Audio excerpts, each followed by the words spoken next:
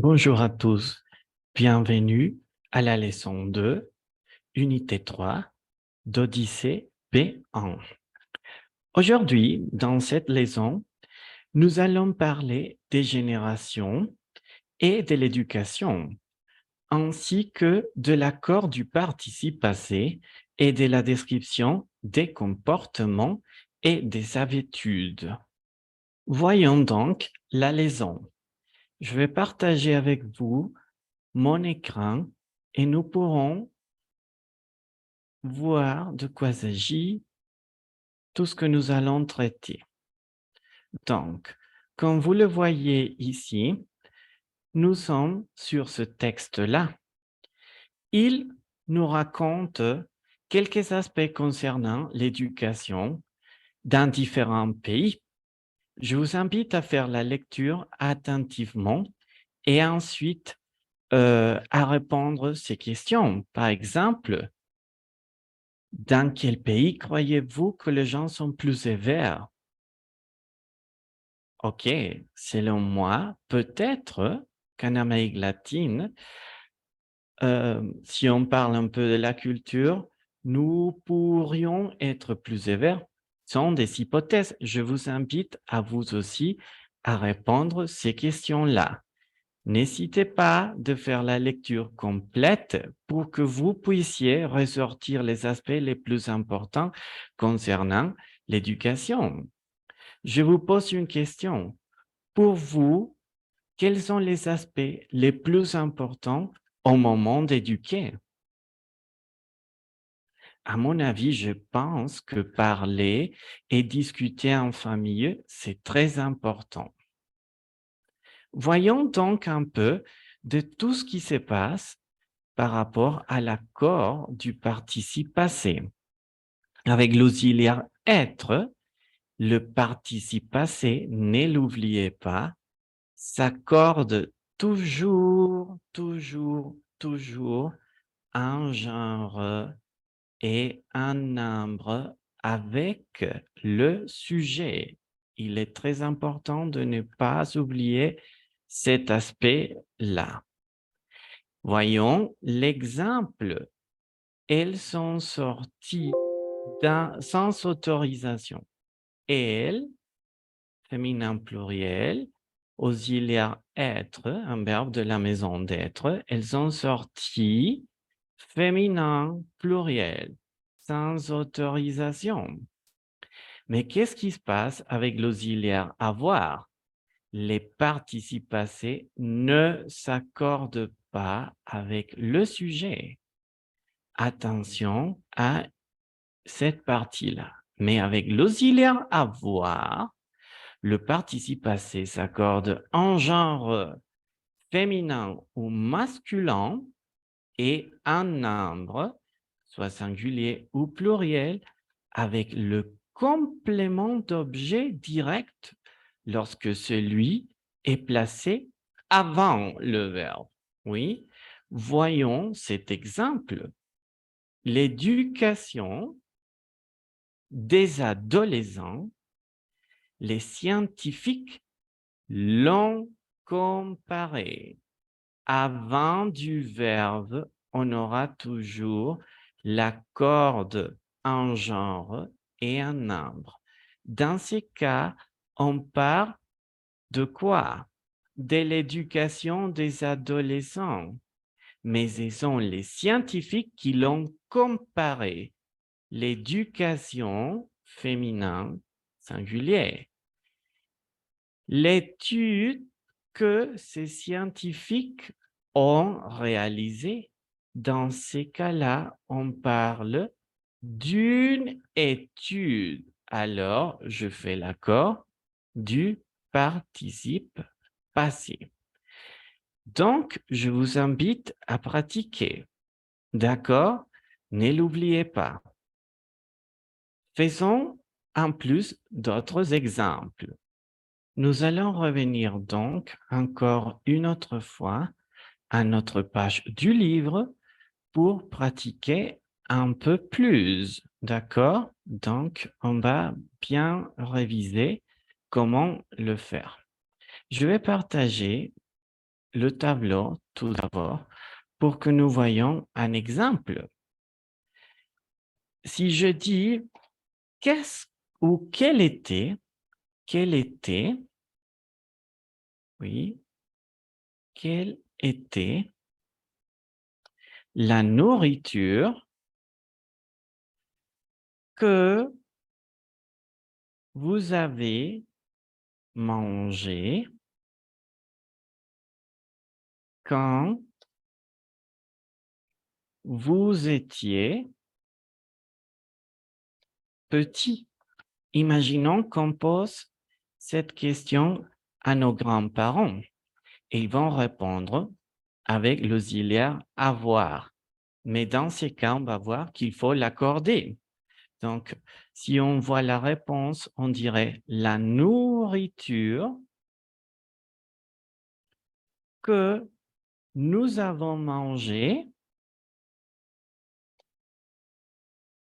Oui, jusqu'à ces parties, qu'est-ce que vous en pensez?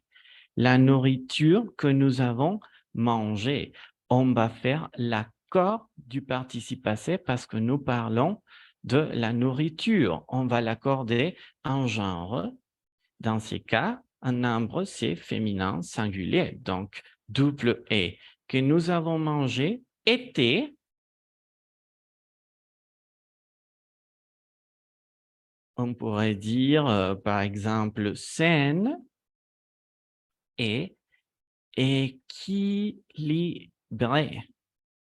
Oui, saine et équilibrée. Oui, donc on va voir comment est-ce que vous pourriez le dire. Donc, la nourriture que nous avions mangée était saine et équilibrée. Qu'est-ce que vous en pensez?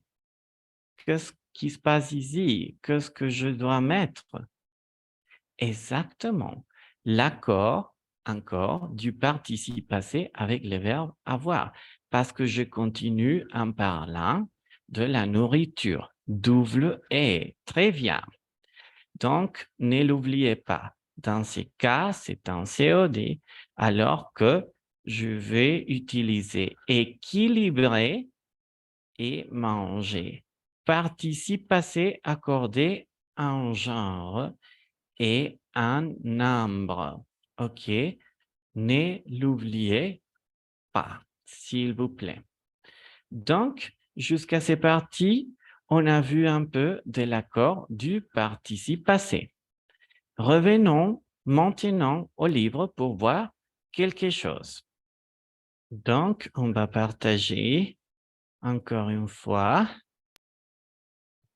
l'écran et voyons cette partie. Qu'est-ce que vous en pensez des générations? Vous avez déjà écouté les divisions qui existent par rapport à toutes les générations? De quelle génération êtes-vous? Qu'est-ce que vous en pensez? Il paraît que nous tous, nous en avons quelques caractéristiques similaires ou différentes selon les générations. Oui, on va donc penser à ça et on va faire un exercice. Utilisez l'accord du participe passé et parler au passé composé en utilisant l'accord si nécessaire. OK? Très bien.